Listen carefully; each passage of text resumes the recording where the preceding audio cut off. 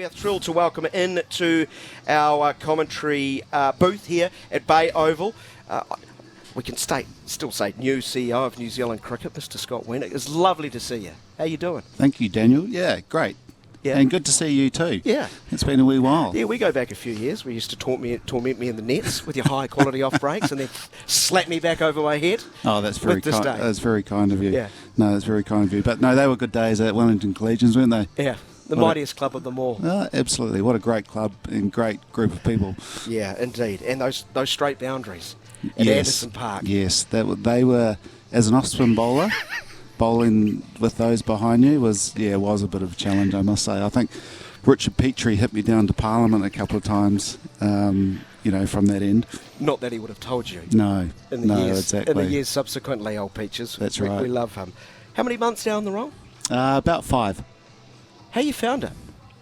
Great. I've said this a couple of times. People keep asking me, how's the job going? I'm like, well, it doesn't really feel like work most of the time. I was at a 50th last night, and I said, oh, look, I've got to go early. I've got work tomorrow. They go, what, you're working on a Sunday? I said, yeah, I've got to go down and watch some cricket.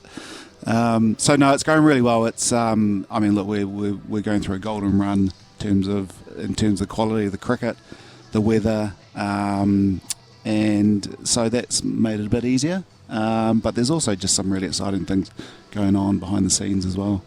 What preconceptions did you have leading into the role that have either rung true or you've been surprised it's not the case?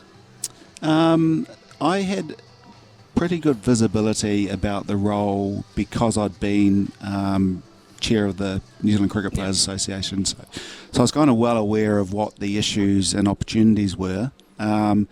What surprised me probably the most was the fact that we're actually an events management business as well.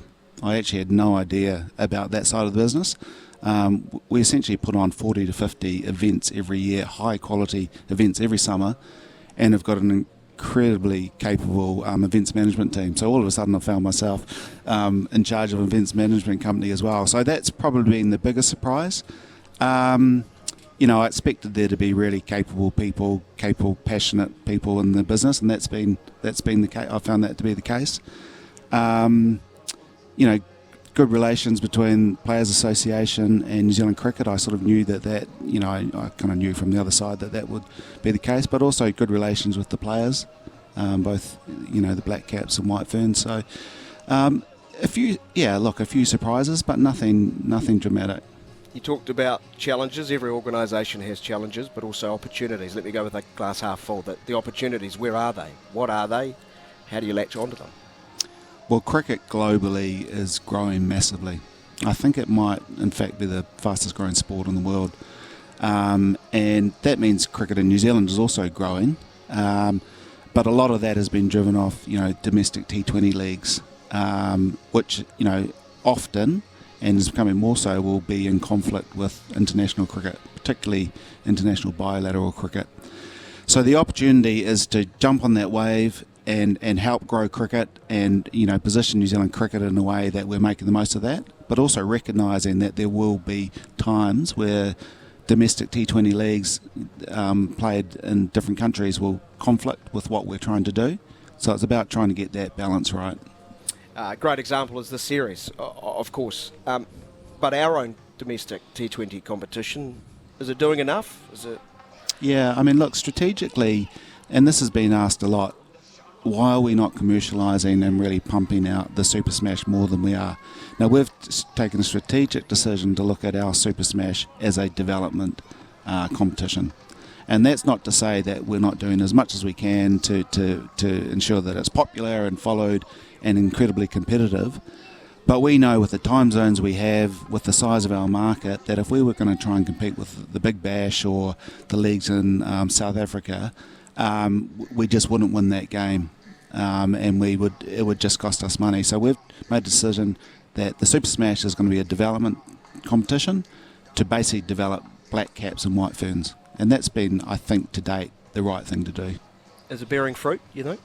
Well, you only have to look at how well we're performing on the international stage. The Black Caps are genuinely a world-class team full of world-class players that have been developed off a very small base. The White Ferns are getting there. They've obviously been haven't been as professional as long, and therefore, it's going to take them a little bit longer to get up to the same level as the Black Caps, but they'll get there. There's some great talent coming through. So, no, we're confident that that's the right thing to be doing, is to actually just utilising what we have, the resources we have, and using that Super Smash competition as a development line. So not showing too much hubris, in a lot of ways realising that you've got a water pistol, you can't date that to a gunfight. Yeah, that's right. Yeah, absolutely. I mean, and we have over the years been able to produce teams off a small base that have competed, but now our high performance system I think is bearing fruit, because we are continuing to roll out some good players. I mean, look, it's going to be hard to find another Kane Williamson, but we're certainly find players who are what we think are world class. Well, hopefully you've got a left-handed version. Yeah, and Ravindra. and for Russian to the opportunity to be batting in a Test match with Kane Williamson, wow. A lot of fans have wanted to see him earlier.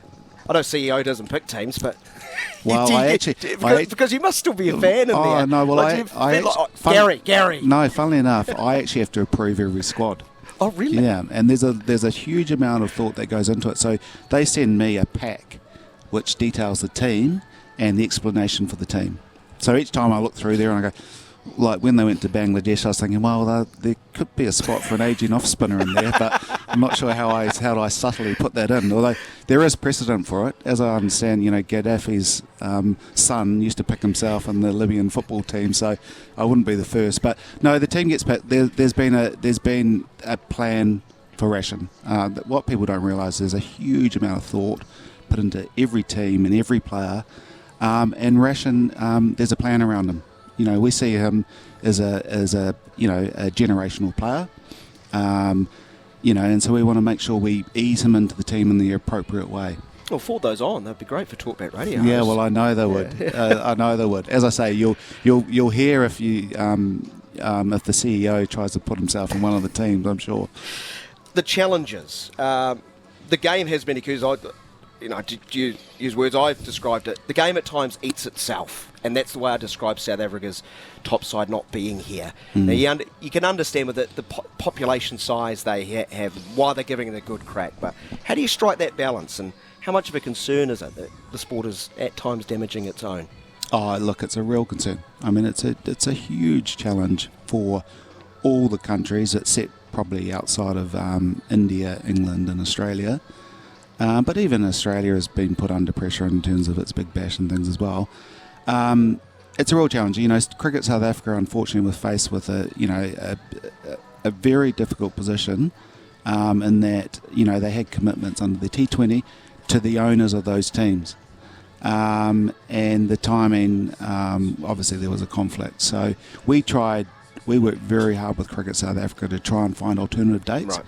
But simply there wasn't any in the Future Tours program to find them. So, but as you've seen, Cricket South Africa, what depth they have. I mean, they've got a team out there that are competing hard, and I'm sure will compete incredibly hard over these two matches. You've been at the World Cup. You've spoken to a lot of dignitaries. I'm sure you've rubbed shoulders with a lot of people in the last 4 to 5 months. So, how are they listening to those outside the big three, or is it a case of you recognise that the lobbying is they are.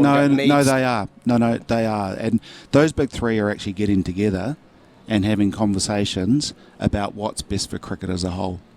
When I went to the ICC for the first meeting I went to, one of the key topics was the future of Test cricket and the future of bilateral cricket.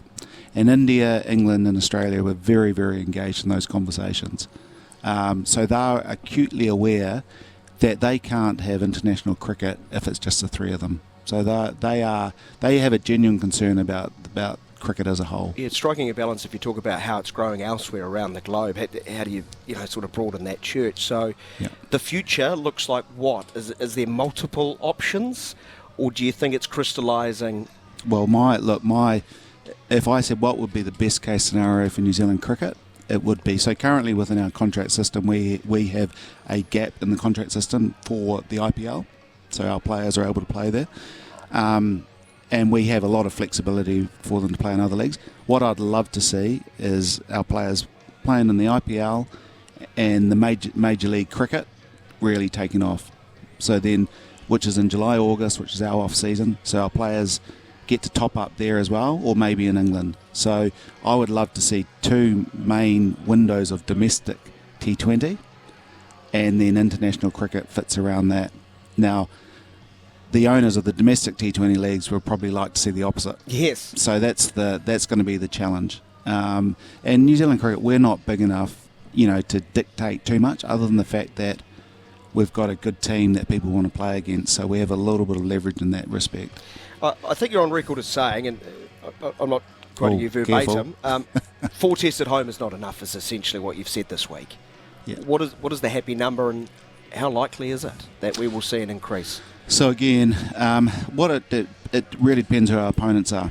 If we're playing one of England, Australia or India, we want to play at least 3 tests against them. So for example, if we had England and Australia come in one season, we'd like to play 6 tests. If we had England coming along with Sri Lanka, then 5 would be the number. Right. So 3 against England, as 2 will be against the Sri case Lanka. when they're here next summer. That's right. Yeah.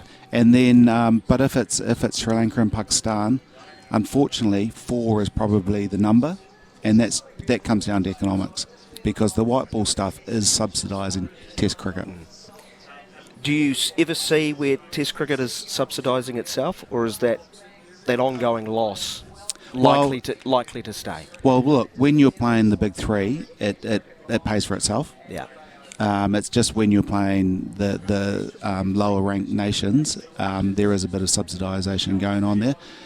Look, if you can keep getting Test cricket like we did last week, then it will start to pay itself. If you keep getting crowds like this and broadcasters see the value in paying for Test cricket, then there's every chance that it'll start paying for itself. At the moment, it's not, depending on who you're playing, of course. I think Australia were last year in 2016-17. Getting India down here, getting England down. England have toured here quite a bit, but the other two, how do you seduce them into coming here more often? Yeah, well, look, it's basically, it's a conversation. So we've got India coming in 2 tours already locked in, 26-27 and 30-31. So that's fantastic for us. It's about conversations with the England Cricket Board and Cricket Australia about trying to get them here. We have to go there, and then they come here. So it's a kind of quid pro quo arrangement. Cricket South Africa, over a G&T, we agreed future home and away tours. That's kind of how it works a little bit. So we're going to be playing cricket against South Africa a lot more as well. Right, here's an easy one. How do we develop Test cricketers? You've got, quote unquote, in certain sections of the side, an aging side. What's important? What can you do to make sure the next era is just as successful as the last 10 or so years? Well, I'm hoping we'll get a few more years out of some of the key players. I think that is really important, because guys coming into the team alongside people like Tim Southey and Kane Williamson is only going to be good for their cricket. So if we can keep these guys playing for as long as possible, and that means be a little bit flexible around when they play and when they don't, that's certainly part of the plan. The other part of the plan is A tours. That's a key part of us developing black caps and white ferns. And ideally we'll have a tour to Australia one year and then a tour to India the next, and vice versa. So they're getting used to playing in Australia as well as getting used to playing in the subcontinent. And they did at the start of summer, didn't they? New Zealand Day. They did quite well. So New Zealand Day went to Australia and did very well. And Cricket Australia were delighted with it as well for the development of their players. So I think you're going to be seeing us playing Australia in particular in A tours a lot going forward. No, the team did really well, and already seen guys like Will O'Rourke on the basis of that tour has forced his way into this team. And the White Ferns firmly in that thinking too. Absolutely. Because it does seem there is a gulf between our top talent and maybe the average cricketer in our domestic scene. That's probably fair. I'm not sure on the men's side. I think there's probably the White Ferns. Specifically the women's game rather. Yeah, I think there probably is at the moment. And that's just because they've only recently become professional. We're acutely aware of that. What we are putting in place is a player of interest pool, who'll be a sort of the next level down, about 14 or 15 women who we're going to try and develop alongside our contracted White Ferns. They're going to play a lot of A cricket. So we've got England A coming here, for example, this year, along with the full England team, and we'll be looking to get as many tours for our women in the A side as well. So you've got a lot to get into. So what is the number one priority as we wrap this up? Look, the number one, in your mind? Yeah, look, the number one priority is I know this sort of sounds like I'm sitting on the fence. Yeah, it does. Is really balancing all the different requirements and challenges.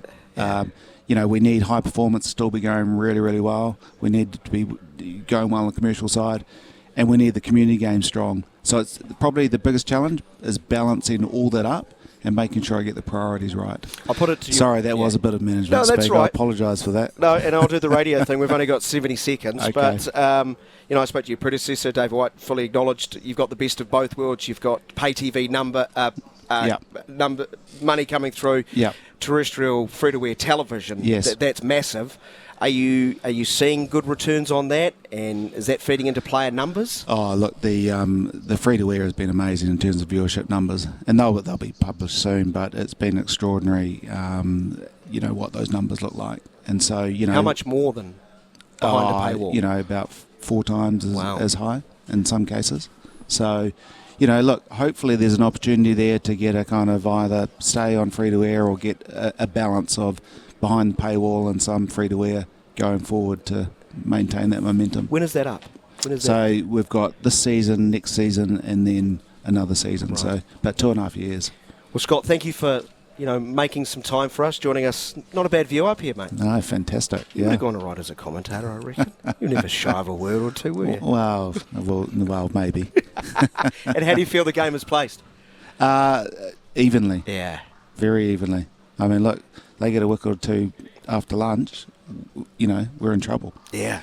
See, always a cricket fan. That's right. Scott, lovely to see you. Great to see you. Thanks for having me on. SENZ. It's Kiwi for sport.